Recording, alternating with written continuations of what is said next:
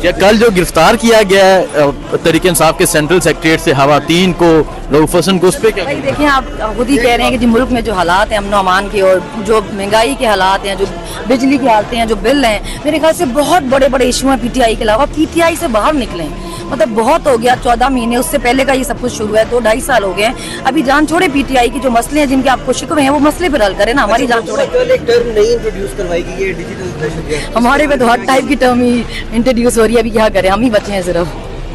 Okay जी। इसलिए मर्जी से नहीं आ रहे हो तो कोई भी तनकीद कर रहा है भाई अब तो जजेस पे।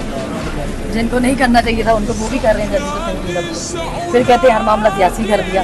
तो जब हर मामले में घुस जाएंगे और सियासी बात करेंगे तो फिर हर इशू ही सियासी ही होगा, फिर और क्या होगा। अच्छा, बाकी खबर भी रिहा हुई है, लेकिन आपको जी, मैं चाहती थी कि जब मुझे कभी मौका मिले तो मैं मरियम नवाज का हाथ शुक्रिया अदा करूं कि जो कोई भी उनका एडवाइज़र है, मेरी तरफ से बहुत शुक्रिया आपका। जो मशवरे देने वाले थे, बार बार मेरी गिरफ्तारियां करने वाले थे, आपके चक्कर में जो है ना मैं लीडर ही हूँ अभी, तो बड़ी मेहरबानी। ये जो एडवाइज़र है इसको पक्का रखें ज़रा अपने पास, जो खान साहब को बेहतर लगेगा। टफ टाइम देंगे मरियम नवाज को? टफ टाइम देने के चक्कर में 14 महीने से जेल में हूँ मैं, आगे भी वही करेंगे, जाहिर बात है। अभी इमरान की आपको क्या लगता है मैंने किधर में आग लगाई थी?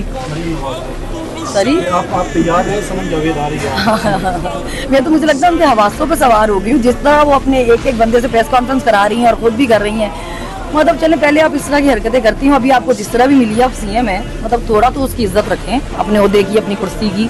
अब ये पर्सनली हो जाए और उसको आके मतलब और किसी का केस सुप्रीम कोर्ट में नहीं है, मेरे के लिए अगर चैलेंज हुआ है तो मतलब इतनी खुलेआम चीज़ें करें तो फिर आप कहें कि हमें क्रिटिसाइज ना किया जाए, तो फिर इस तरह जब खुलेआम चीज़ें करेंगे फिर बातें भी सुनेंगे, फिर अपनी बारी इनको मसला पड़ जाता है, बातें लगाओ तो फिर ये पर्चे हो जाते हैं दहशतगर्दी के। अच्छा, समझ जुबैर ये बताइएगा कि मरियम नवाज कहती थी कि वो रास्ता मुझे आता है, उसमें जो है सेल्फ रिस्पेक्ट कुर्बान करनी पड़ती है, और फिर उन्होंने कहा कि मैं अभी मैंने एक्चुअली उनका वही इंटरव्यू कोट किया था, वो जो उन्होंने बोला था, मुझे एग्जैक्ट तो याद नहीं था कि पता नहीं, मुझे पता है कि जोड़ना पड़ता है हाथों को, पता नहीं क्या झुकाना पड़ता है और ये वो करके मैंने वही कोट किया था। पता नहीं लोग और ही तरह ऑफेंड हो गए।